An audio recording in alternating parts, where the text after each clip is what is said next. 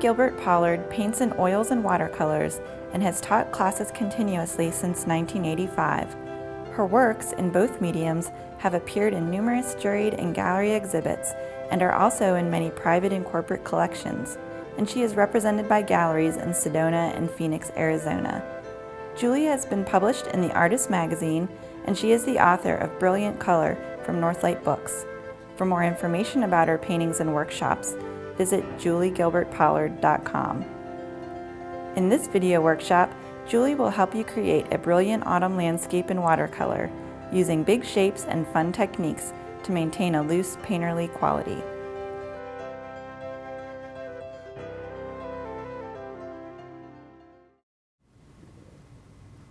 Everybody's different, but I find for me that if I try to take the wet into wet stage too far, I kind of get myself into trouble. I think I can keep more control if I keep it more minimal.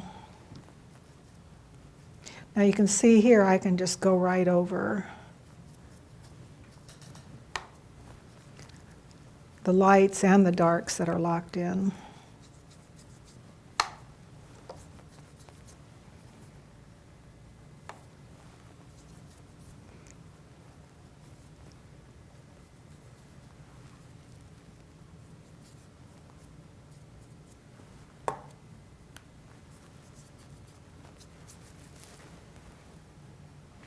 I'm going to add just a little bit of cerulean blue into that mixture.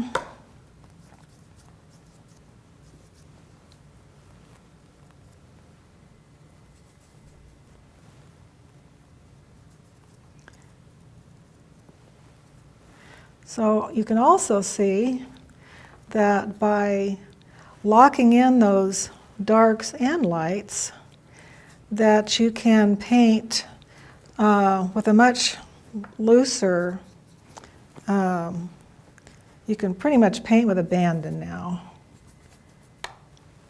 You do want to be careful not to introduce a puddle that's too wet. I think that puddle right there is probably too wet, so I'm going to blot my brush a little bit so I don't have a great big water spot where I don't want it. I'm going to put a little bit darker value right under that tree canopy and maybe around the outside a little bit.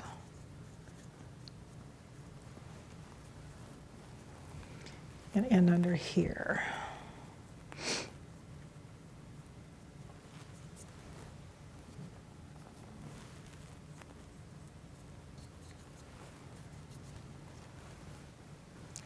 That corner looks like it needs a little more color to me.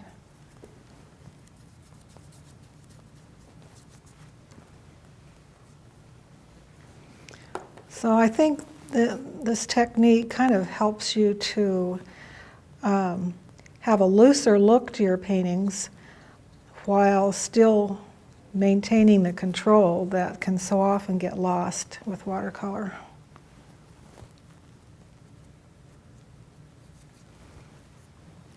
Okay, that's enough of the top for right now.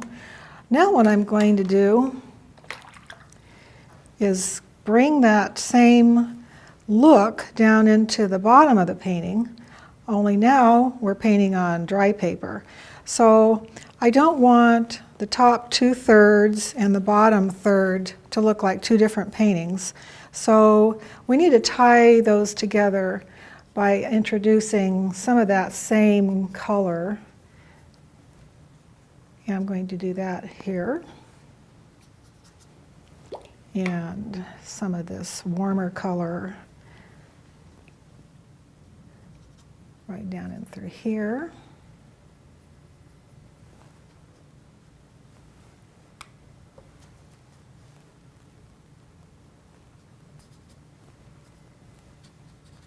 And some of the cool color as well.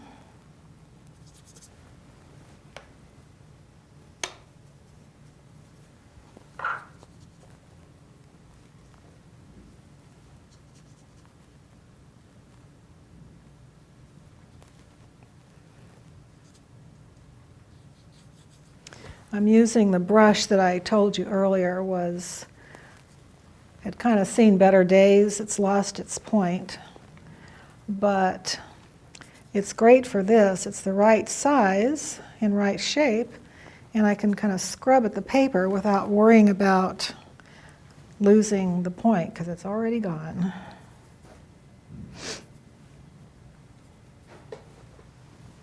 Add a little bit of the purple in here.